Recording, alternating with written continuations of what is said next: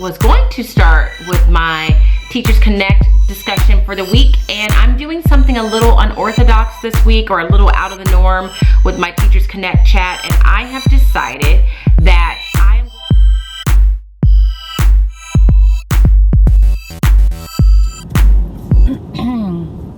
well, hello. It has been a long time. It is 7:42. I'm running late on a Friday. It's Friday, October the 26th. And I did not upload a vlog last week. And luckily, it's not because anything, well, I mean, the primary reason why I didn't upload a vlog last week is because I normally edit on Saturday. And last weekend, I was extremely busy thanks to a fun opportunity that I can't really talk about. So it wasn't because something was necessarily wrong over the weekend or something bad happened over the weekend. I just literally didn't have a minute or an hour, let alone a minute, to edit video. So I thought I would be able to get it done, and I took all the stuff that I would need to edit with me, but it just got to the point where I realized I'm not going to be able to do it. So that was why I didn't upload a vlog last week. And I think I'm disappointed because it would have been a good one. I did not, well, I may still have the footage, but I doubt that I'll upload it. Last week really was a challenge, and I feel like I had some good things to share teaching wise, and just some good things to share in terms of just the reality of teaching and the struggles. I did have a moment just before school started last week where I just lost it, like started crying. I am not one to cry really out of sadness. If something's sad, I don't normally cry even if I feel sad about the sad situation. I am more likely to cry when I get to a particular level of frustration or feeling overwhelmed, and that is what happened to me last week. I can't remember exactly what day it was. I want to say that it was last Thursday, and I started crying just before I was supposed to go get my class, and I like scrambled and had Jenny pick up my class, and then I had to kind of go gather myself in the office because I really thought I was going to have to go home because I had just become that overwhelmed by just like anxiety or whatever it was. But I didn't. I just told myself I'm going to have to like pull it together and just get through this day and then go from there. And that's what I did. I did tell my kids, because it was clear that I had been crying when I came back to class. So there was no pretending like that didn't happen. So I just told my kids that I just got really stressed about something. And that's why it looks like I was crying, because I was. There was no point in me lying about it. So, but that was last week. This is this week. This week has been hectic. I was out on Monday, then I was there on Tuesday, but then I was out on Wednesday. I was there yesterday, and here's today. So really today, I think in my class, it's just going to be a major catch-up day. I feel like there's a couple of things that are just unfinished that we need to finish as a class, and that's probably how I'm going to spend my day, since Fridays tend to be challenging anyway to get anything really solidly done because I have all these interruptions in the day. But that's what's been going on. I am continuing to work through balancing work stress and life stress, and some days I do better than others, and last week was probably a low point for me, but at the same time I think that it is legitimate that I felt that way when I felt it, because I do have a lot going on, and every now and then you need to just kind of let yourself, oh my gosh, let yourself feel the emotions or go through the emotions that you are going through. Otherwise, it's just kind of trapped inside your body. So although crying at school is not anything I ever really want to do, that was what happened at that time, and that's what needed to happen. So right now I'm getting my Starbucks. This one is free, and I'm treating myself to a breakfast sandwich, A, just out of the treat of it, and B, because I don't have any breakfast right now. So I'll be right back.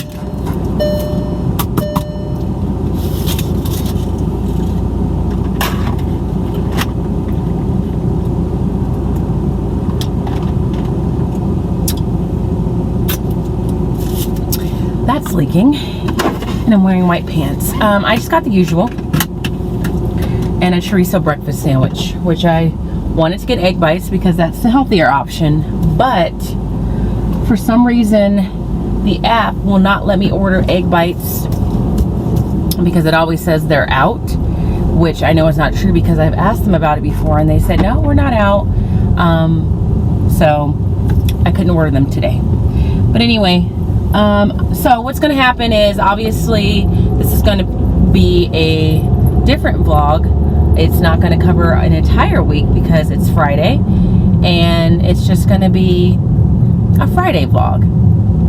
What I do on Friday, October 26th, I think it is. So it'll be different, it'll be shorter, and then hopefully next week I'll be back on track and I'll be able to have a full week's worth of teaching life for you guys. So I'm gonna stop recording here because I'm just down the street from my school, and I will check in with you guys later on today. Okay, hi guys. I am using my phone, so I'm probably gonna look like I'm looking off to the side because I have not mastered vlogging on my phone and knowing that I have to look over there so that I don't look like I'm looking over there. But I am picking up my phone because I forgot my camera in my bathroom upstairs, I'm pretty sure, and that just is indicative of like where my mind is at. So there were a couple of things I wanted to show you because I thought they went really well with my class and they really enjoyed it in case you were interested in doing it. So one of the things that we worked on this week is we worked on opinion writing, and I believe I introduced it a couple weeks ago, and I think I even mentioned it in a previous vlog. I really can't keep track, but I know one of our assessments coming up, they have to be able to state an opinion, and last year that happened and my kids were unprepared because I wasn't prepared. I didn't know that, being new to third grade after a while. So I decided to practice or teach them opinion writing with the topic that I thought that they would be really engaged by, and I thought, what are kids really into now? And I immediately thought Fortnite. I have no idea what Fortnite is all about aside from the fact that I know it's a video game, and that's pretty much the gist of it. So I went on to Storyworks, which is an amazing resource if you can afford it. But I pulled a let me do a 30-day free trial because when I searched Storyworks, because I know they always have like a debate issue in their issues that they released, I searched and said, well, let me see what they have to offer because they're usually relevant to kids' lives.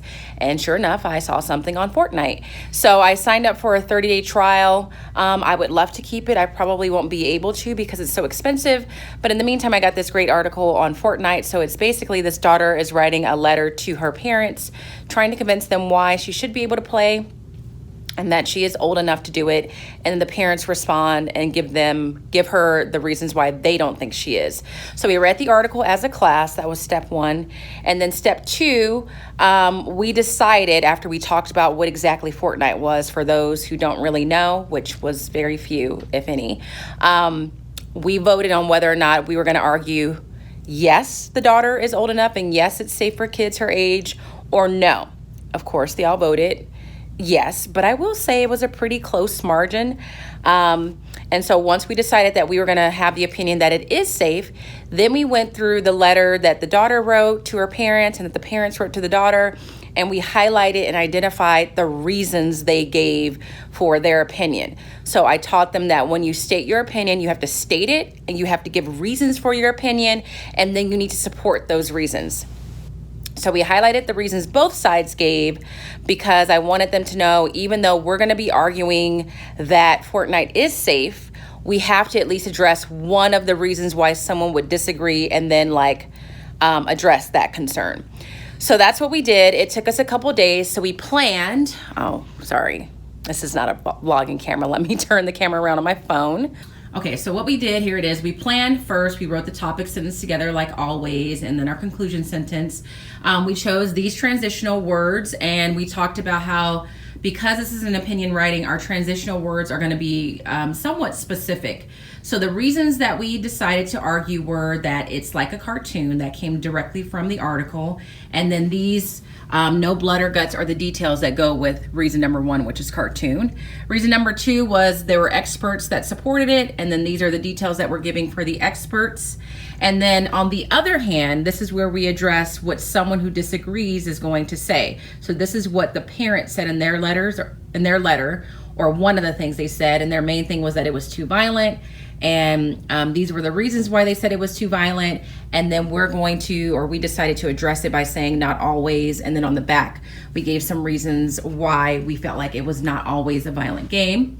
And then as always, we took our planning page and we turned that into a paragraph. And for the most part, the paragraph is in the kids' words.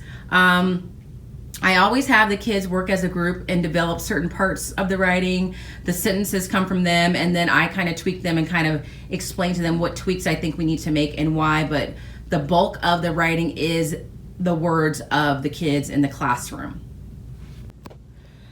So that was a lesson that I think the kids enjoyed. Anytime I said, okay, we're going to take out our materials to continue our writing on Fortnite, they got super excited. So we finished that up yesterday. And then after teaching them that, they are now writing an opinion paragraph on why hand washing is important, because our district has a hand washing poster contest that 3rd and 7th graders participate in. And as an extension, I decided to have them write a opinion paragraph on why hand washing is so important.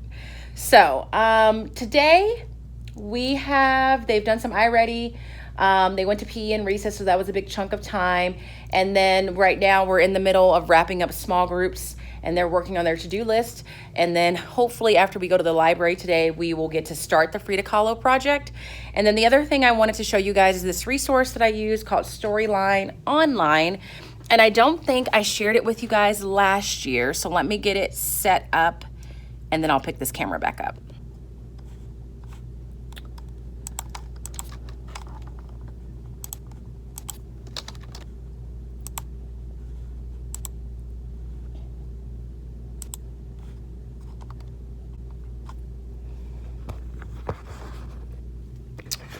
Okay, so the resource is called Storyline Online, and I saw this after our librarian used it last year for this particular story, and it's really great. They have all these books. Let me switch you guys around. They have several different books that are being read and performed by authors, and it's totally free. So, hold on. So here's what the website looks like. You can search by title, you can search alphabetically. I knew that today I wanted to play I Need My Monster, I think it's called, or what? Yeah, I Need My Monster, because we're gonna kick off Halloween type stuff next week. And so you click it, and it's read to you by an author. And oh, this is not the one I did. I did Where Is My Monster? Hold on. This is the one that I did. Sorry, I did Hey, That's My Monster. But I could do the other one too. I totally forgot about that one. You just click play. It is playing from YouTube, I believe. I haven't had any problems playing it in my classroom, but I know they give you the option to play it through SchoolTube, I think. And it's just really great. I think I can show you just a couple of minutes. Sorry, here we go. Just then, Emma toddled into the room. So when you play it, the actor or actress reading, there's animation. You can have it in closed caption if you want. I always take it off, but it's really cute and the kids enjoy it, and it just is a different way for them to hear a story, which is what I like the most. So I'm not sure how all that's going to turn out, because my recording on this phone is a hot mess because I'm not used to it, but I played that for them after they got back from PE and recess, and that was just a way for them to kind of calm down. But that's about it so far. I'm at lunch. I'm eating my little treat that the principal got for us. It's just some chips and dip. And then that's it. I'm probably going to eat this and then work on some grading, and then I will go from there. I will check in with you guys later, hopefully with the real camera. But yeah, I'll talk to you guys later because I still have to do my TeachersConnect stuff. So I will see you then. Okay, hey guys, it's 5:45. I'm at home, and I was going to sit down And well, first let me back up. Let me recap the day now that it's over. I think the last time I spoke to you, I was at lunch and I was sharing with you some writing that we did during this past week with opinion writing and using Fortnite. And I believe I told you that I had an art project planned for later on and that we needed to finish up small groups for the day. So after lunch, we went to the library, came back, I finished my last small group for Wonders that day. And that went really well. The skill that we are focusing on is cause and effect. So that was the focus of just rehashing the chapter that I assigned to them and having them identify some cause and effect relationships in that particular chapter. And then I had them practice identifying different text features because that's also one of the skills that we're working on. Again, I took footage of the beginning of this Wonders theme, and life got the best of me, and I don't know that I'm gonna share all that footage because now it feels like it's gonna be very spotty and very haphazard, and that's not what I want to do to you guys. So we did that, and then when we got back from the library and we finished that round of small groups, we started an art project that I've wanted to do, but I was very hesitant to do it for some reason. I think it causes me and the kids stress because they're doing self-portraits. And I think the stressful part, which is what I told the kids, is I said a lot of times kids will stress because they want it to be perfect. And the stressful part for me is that I feel like I have to demo me making a self-portrait, and I'm not an artist. But I took my own advice, and so I put my piece of paper under the document camera, and I'll show it to you guys next week, and just kind of walked them through the steps of just like drawing a head that's proportional, making sure the head has a neck, putting some shoulders in there, how to split the face up into fourths to help with the placement of things like eyes and eyebrows and things like that. And I had them kind of go along with me, but then I just stopped at a certain point and gave them some time. The nice thing about technology is in the past when I would do this assignment, they needed hand mirrors to see themselves. And I never had a class set of hand mirrors. And even though I would tell kids to bring a hand mirror, not everyone would, and most wouldn't. But now that I have one-to-one Chromebooks and Chromebooks have cameras, I just told them to open up the camera on their Chromebook so that they could see their face and use that. Now, of course, there was a lot of redirecting with that because kids got so consumed by the fact that they were on the camera and they could see the classroom that some of the kids got really distracted, and I had to kind of refocus them. But eventually the novelty of that wore off and kids got their heads and faces sketched. And then after you sketch it, you outline it with a mixture of black tempera paint and glue. So I'll show those to you next week. I'll show you the first stage and then the end stage. I'm just proud of myself for even getting it started because I have been trying to get that started for a couple of weeks. I was trying to get that started when it was actually Hispanic Heritage Month because it's a piece of art that is inspired by Frida Kahlo, but that didn't happen, but we're still doing it. And I'm excited for the finished product because there are some right now that when you look at them, you're gonna be concerned. Like there's some that all I could do was go like, okay. But every time when they get painted, they somehow turn out and look like just art, like it's okay.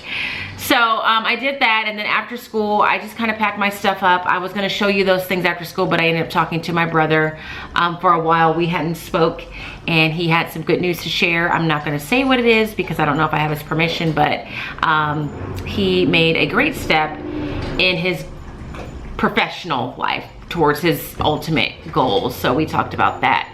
And then I went to Party City and Target because I've decided next week for Halloween, I'm gonna read them, you know, like some books, some fun Halloween books, and we're probably gonna do a pumpkin catapult.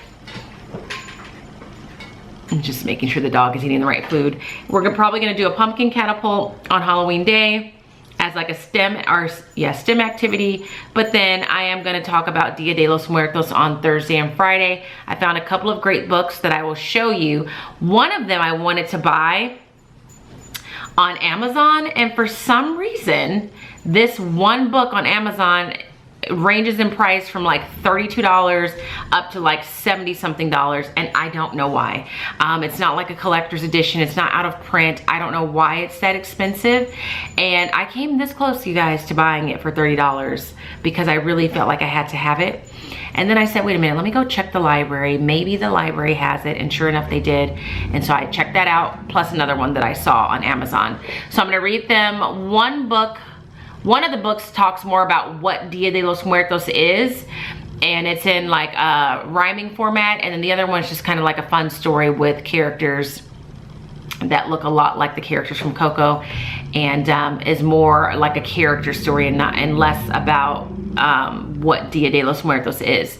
So my plan is to do that, is to read the book that introduces what it is on Thursday, and then do like a little, I use the term very lightly, lesson on Friday.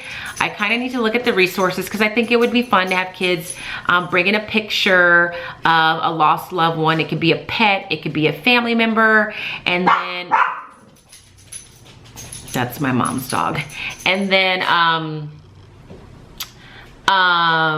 bring something that represents them, like their favorite food or something like that, and give them one of those little skull pictures to color. I found one of those for free on Teachers Pay Teachers, and then allow them to watch the movie Coco while enjoying some pan de muertos, and I think it would be like hot chocolate. There's some other drinks that I've seen, but it's very involved. So I just sent some messages to some parents on Class Dojo to ask them if they thought that that would be like too much, because they volunteered to help, and we're gonna go from there. I just got a response from one of them, and she sounds like she's willing to do it. So I have to send home a permission slip for them to watch Coco next week, and then I just need to get like donations so that I can pick up the food items. So that is how the day ended. Now I was going to start with my Teachers Connect discussion for the week, and I'm doing something a little unorthodox this week, or a little out of the norm with my Teachers Connect chat, and I have decided that I am going to share with you the questions that I responded to last week right now, because I really did like those questions, and I never got to upload them because, as you know, I was really busy. So yeah, what I'm getting ready to do is I'm going to show you the footage that I took last weekend of the questions that I responded to on Teachers Connect. So in just a minute, you're gonna see me in a totally different place, wearing a totally different outfit, answering the questions that I was gonna share with you guys last week, but I didn't get a chance to. So I'm trying something a little bit different with my Teachers Connect responses. I hope you don't mind that format, but I really did like these questions, and I wanted to make sure that I shared them with you. I will still be responding to some questions this week. I just haven't picked the ones I want to respond to yet. So it's almost like you're getting two responses for the price of one.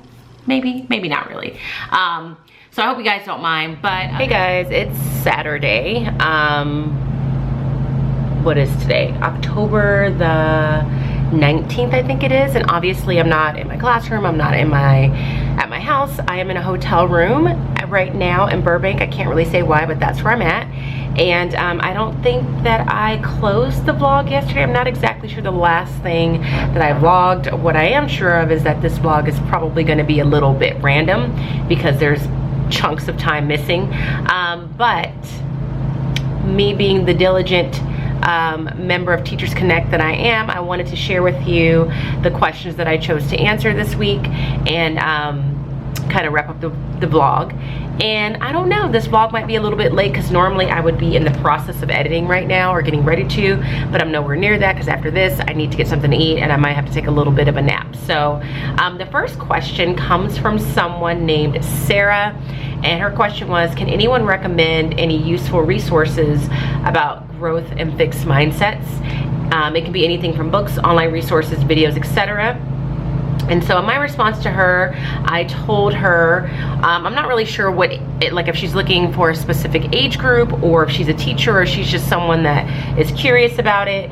But I told her that I did a Donors Choose project to get some materials, and the first place that I started when I knew I wanted to see about implementing growth mindset in my classroom was I purchased the Growth Mindset Coach by, I forget what their names are, but I'll be sure to link the book in the description box. And that book is kind of designed so that if you are a teacher, it just breaks up how to teach the different aspects of growth mindset and in what months. And then it also gives you some ideas on picture books to share with your students to reinforce the concept. So I gave her that, and then I let her know that I had also last year just did a search on YouTube where I just put growth mindset videos and found quite a few playlists where people had put some videos together that they felt promoted growth mindset, and I found that helpful. So if you're someone that's looking to do it, that's kind of what I did.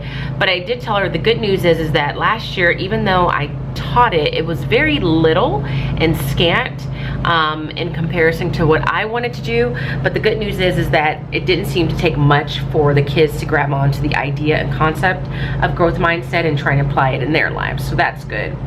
The second question is from someone named Leslie, and she said she's looking for suggestions to help her with the sensitive topic, and she's departmentalized and her content team member doesn't want to collaborate and plan. This includes content planning, the PLC data planning, and sometimes basic grade level stuff in general. I am so frustrated by this. This is a relatively new teacher, second year, and I feel we are both missing out on amazing opportunities. I would love the opportunity to learn fresh, new ideas from this colleague, and I've been at this a while, so I do have some wisdom I could share. Any suggestions? As I set you guys back down because my arm's hurting. So I said, one of the first things I wanted to know is if the two of them had a conversation as to finding out why this person's hesitant to collaborate, and if not, start there.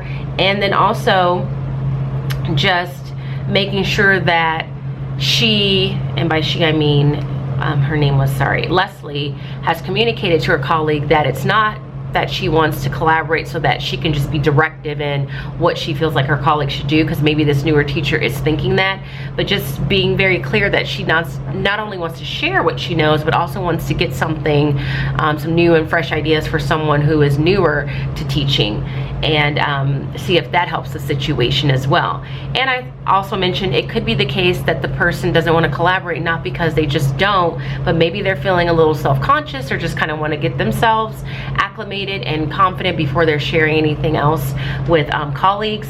But then at the end of the day, if it's none of that, or they have these conversations and this person still says, I don't want to collaborate, I just try and remember what one of my principals told me, which is you can't force an adult to do something that they don't want to do, especially if this collaborating thing is not being mandated by administration. And I said, even if it was, that is not the most conducive environment to true collaboration. So I wished her luck, and hopefully it works out for her, but that is tough when you want to work in a more collaborative setting, but some things just get in the way. So the last one that I commented on is from a person named Terica, and she says, so I went to this PD that was about making sure literature in our classrooms reflects our kids so that they get to see themselves in every character imaginable, while also opening them up to other cultures. Makes me wonder how many of us are reading African American, Hispanic, or Asian authors, or really any authors that aren't American. How can we hope to make our children global citizens if the only perspective we expose them to is the American one, an American perspective that usually has no intersectionality to it? What are some of your favorite books by foreign authors? So I thought that was a good point. I think I try and do a good job of purchasing and exposing my kids to books with characters that are diverse in background, but the point that I think she made that I thought was interesting and that I don't know that I ever really think about is making sure that I can find books that are not necessarily from American authors. The only issue is I feel like that would be pretty challenging at the elementary level, just finding authors of picture books that aren't American. And that could just be the case because I haven't tried to look for it. I might be totally wrong. It could just be that I've never specifically searched picture books from non-American authors, but that is definitely something that I need to think about, because even if you are finding books that represent different cultures, if the authors are still American, in some ways there may be a lack of diversity just in the fact that they're all American authors. So I didn't really say much besides just telling her that I thought that was a great point and a great thing to think about for all of us. So that is my Teachers Connect check-in for the week. So other than that, I'm gonna go ahead and wrap up the vlog. You really honestly didn't miss much this week. Like I said, I was not at work on Monday unexpectedly. Then I was at work on Tuesday, and it was just kind of like a hot mess of me trying to get things back in order after being out unexpectedly on Monday. Wednesday I had a training on cultural proficiency, which I always enjoy, obviously. And then Thursday was yesterday, and yesterday I can't remember what exactly happened yesterday. I know we went over some math, but whatever it was, I didn't get it vlogged. And then today was today, and I shared that with you guys. So I hope that you don't mind, but I definitely plan to get back on regular schedule starting on Monday. And it's like the universe does not want me to share what I'm doing with Wonders, but I'm determined to do so. We're gonna be wrapping up this theme hopefully in the coming week. And then the week after that, I will share some more. So I'm gonna get going because the dog is barking, and I will talk to you guys